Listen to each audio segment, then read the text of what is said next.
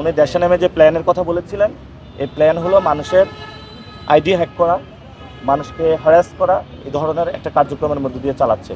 জনাব ডক্টর শফিকুর রহমানের ID hack করেছে এবং ওই আইডি হ্যাক করার পরে এটা নিয়ে হলো ছাত্রদল মিছিল করেছে ইনস্ট্যান্টভাবে এবং তারা ঝাড়ু নিয়ে এসেছে এবং সাথে সাথে তারেক রহমান এটা নিয়ে বক্তব্য দিয়েছে।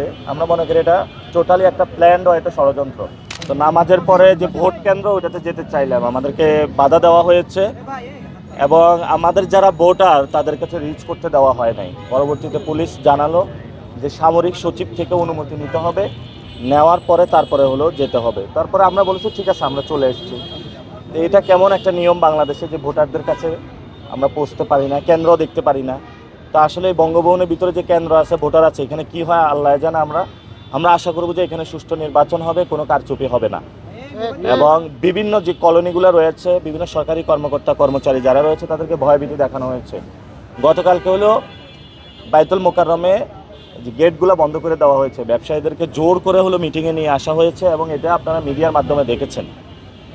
তো যদি এই অবস্থা হয় তাহলে লেভেল প্লেইং ফিল্ডটা কীভাবে থাকে? রাতারাতারা আমাদের পোস্টারগুলো খেলে নেওয়া হচ্ছে এবং বিলবোর্ডগুলো হলো খুলে নেওয়া হচ্ছে এবং নির্বাচনে যে আচরণবিধি রয়েছে 20টা বিলবোর্ড লাগানোর কথা, এটা মনে হয় 200-র উপরে লাগানো হয়েছে।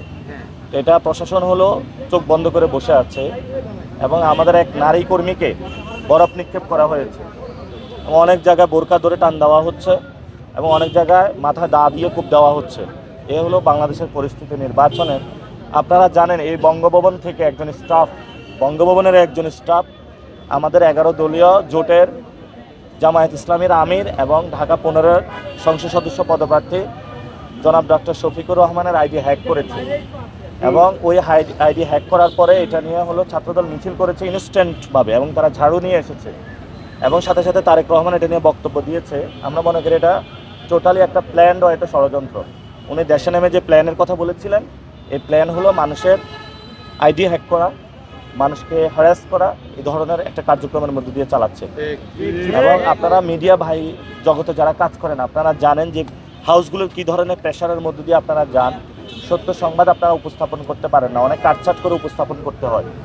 তো আমরা যারা মিডিয়া জগতে যারা সম্পাদক এবং মালিক পক্ষ রয়েছে তাদের প্রতি আহ্বান জানাবো যে 12 তারিখে কিন্তু একটা সাইলেন্ট ভোটের বিপ্লব হবে, যেটার মধ্যে দিয়ে বাংলাদেশে আমূল একটা পরিবর্তন আসবে।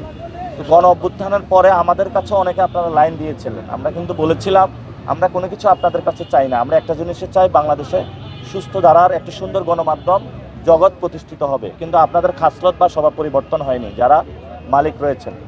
তো আমরা সেটার মধ্য দিয়ে দেখেছি যে বাংলাদেশের যে অবস্থা আছে, মিডিয়া এক পক্ষে চলে গিয়েছে, প্রশাসন এক পক্ষে গিয়ে চলে গিয়েছে এবং সেখানে বিভিন্ন জায়গায় হলো আমাদের ভয়ভীতি দেখানো হচ্ছে।